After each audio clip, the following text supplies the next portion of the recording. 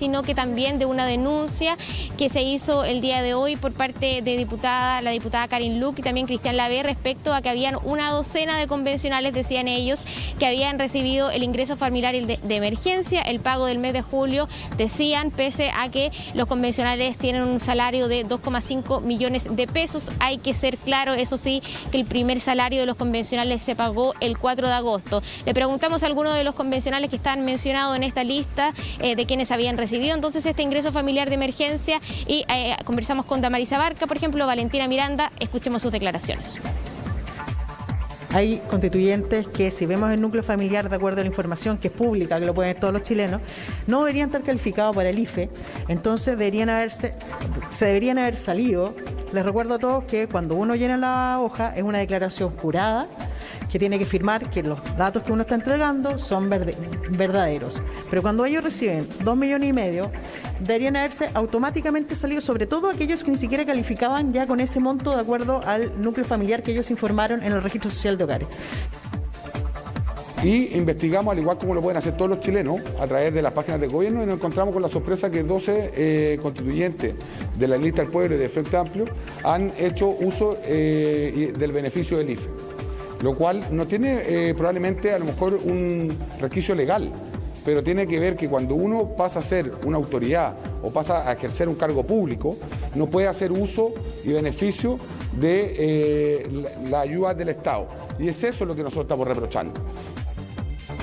Que yo, como el 80-90% de los chilenos, no sé si tú sabes, yo soy deportista también, por lo tanto en algún momento obvio que recibimos IFE, como los 80-90% de los chilenos. Ahora, aquí hay un tema de no actualización y esto fue probablemente, tomó junio. Nosotros recibimos recién la dieta a fines de julio. Entonces hay un tema ahí de que no se ha actualizado el sistema, porque recién yo me entero y de verdad yo en mi cuenta no tengo el IFE. Eso es.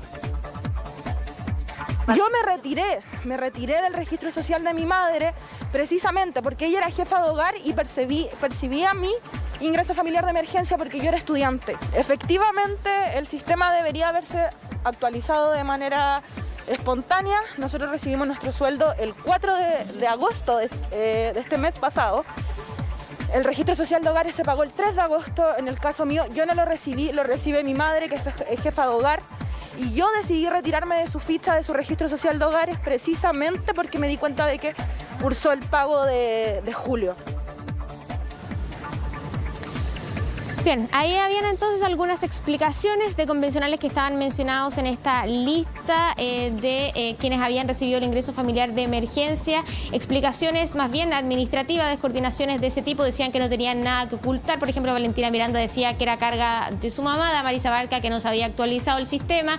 Otros decían incluso que ellos no sabían que tenían que actualizar ellos mismos, que había cambiado su salario, creían que se hacía automáticamente y por tanto yo diría más bien que son descoordinaciones administrativas. Esos son los que nos han dicho gran parte de los convencionales que están en este listado. Matilde, por cierto que estamos esperando que haya algún pronunciamiento del Palacio de la Moneda, en particular de la ministra Carla Rubilar, que al parecer se va a referir a este tema para hacer una especie de aclaración también respecto a esta materia. Muy bien, José, muchísimas gracias por toda esta información que proviene desde la convención que está tan noticiosa por estos días. Que estés bien, buenas tardes.